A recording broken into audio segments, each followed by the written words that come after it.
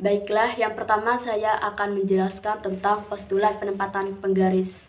Pada sebuah postulat terdapat 4 macam postulat. Postulat penempatan penggaris ini terdapat di postulat keempat yang mempunyai konsep diberikan 2 titik P dan Q pada satu garis. Sistem koordinat dapat dipilih sedemikian hingga koordinat titik P adalah 0 dan koordinat titik Q adalah positif.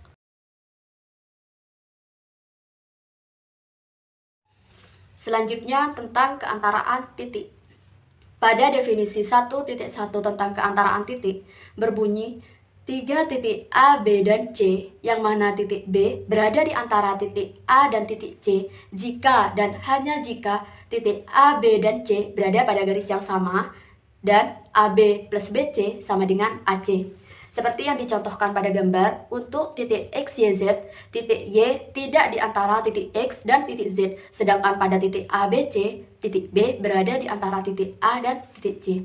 Jika suatu titik berada di antara dua titik yang lain, maka ketiga titik tersebut pasti berada pada satu garis, dan dikatakan bahwa jarak AC sama dengan jarak AB plus BC.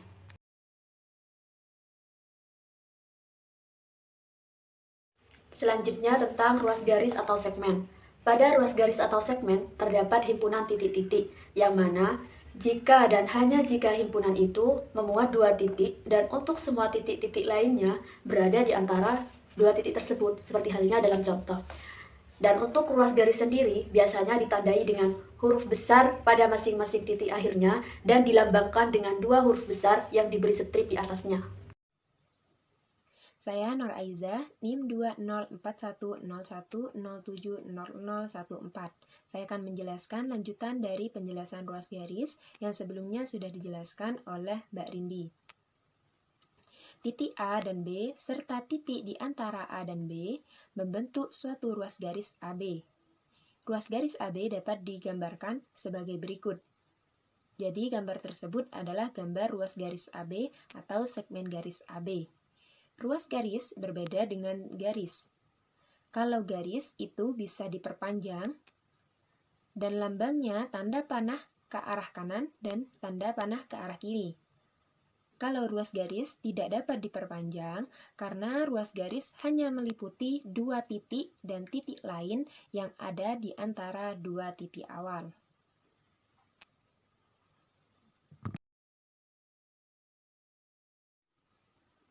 Selanjutnya saya akan menjelaskan definisi segmen kongruen.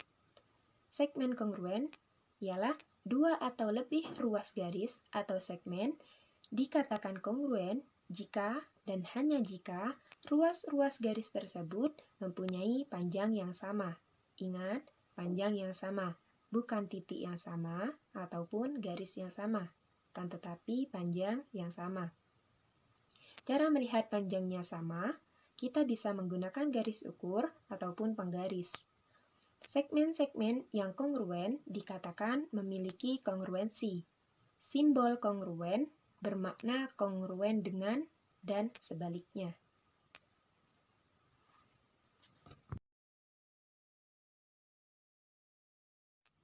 Baik, selanjutnya saya akan menjelaskan definisi sinar garis AB.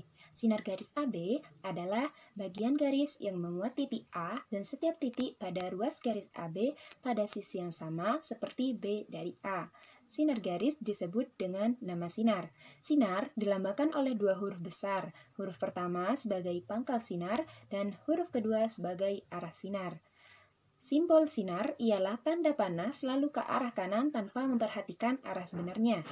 Dan gambar yang ada pada video kali ini ialah dinamai sinar garis AB.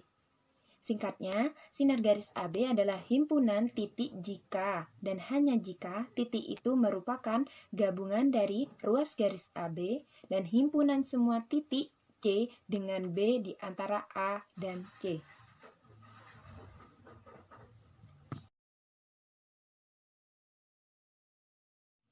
Selanjutnya saya akan menjelaskan definisi sinar berlawanan. Sinar yang berlawanan adalah dua sinar berlainan pada garis yang sama dan mempunyai titik pangkal yang sama. Sinar AB dan sinar AC disebut berlawanan jika dan hanya jika A di antara B dan C. A di antara B dan C. Berarti A ada di antara B dan C, berarti A ada di tengah. Ada di antara B dan C.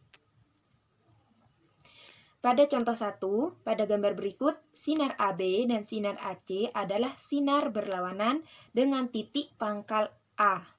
AB mengarah ke kiri dan AC mengarah ke kanan. Jadi sinarnya berlawanan, arahnya berlawanan.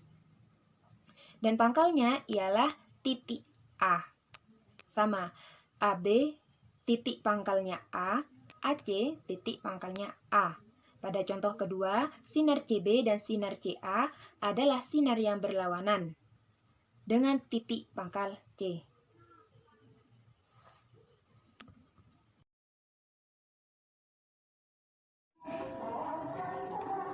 Yang ketujuh yaitu bisektor. Bisektor adalah suatu titik atau garis atau sinar atau bidang yang membagi dua sebuah segmen di mana persekutuannya itu berada di tengah-tengah segmen, pas di tengah-tengahnya. Yang membagi dua panjang itu yang sama-sama panjang itu disebut bisektor. Jadi semuanya ini adalah sebuah segmen ya, anggap saja ini adalah segmen. Ini titik tengahnya ada berada di sini. Semuanya titik, berarti ya titik di sini membagi tengah segmen atau garis. Kalau garis kan berarti gini ya, salib nanti bentuknya. Terserah garisnya itu bisa tegak lurus atau miring, terserah. Ataupun sinar. Kalau sinar kan miring, anak panah terserah entah itu ke atas atau miring, anak panahnya satu ya. Kalau garis, anak panahnya dua di atas, di ujung-ujung tuh ada anak panahnya. Jangan lupa pelajaran yang kemarin. Ataupun bidang, tau kan bidang, entah itu segi 4 atau segitiga yang membagi pas-pas di tengah. Jadi semuanya itu ada bidang. Ini ya. Ini. Jadi pas di tengah-tengah lah seperti ini. Begini, ini dinamakan bisektor. Seperti itu.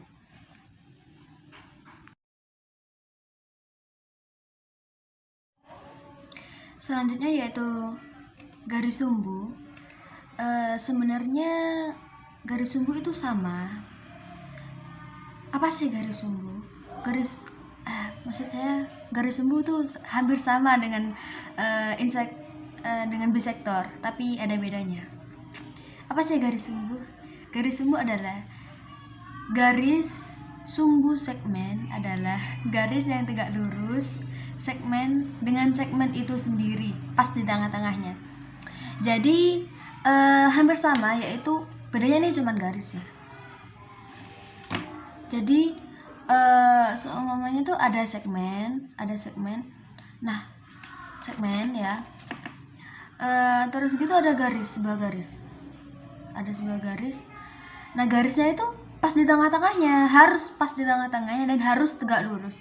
Bedanya dengan bisektor, kalau bisektor itu tidak harus tegak lurus. Gini boleh. Tapi kalau garis sumbu itu harus lurus, harus tegak lurus. Jadi sudutnya sudut siku-siku ya, 90 derajat. Seperti itu. Itu bedanya. Lanjut slide selanjutnya. Di slide selanjutnya ini sebenarnya akan dibahas oleh kelompok yang lanjutnya. Saya cantumkan di sini. Sebenarnya ini lepas dari tanggung jawab kelompok kami. Jadi untuk tambahan aja, untuk kalian belajar, untuk dibaca-baca. Ya, tidak perlu saya jelaskan. Terima kasih.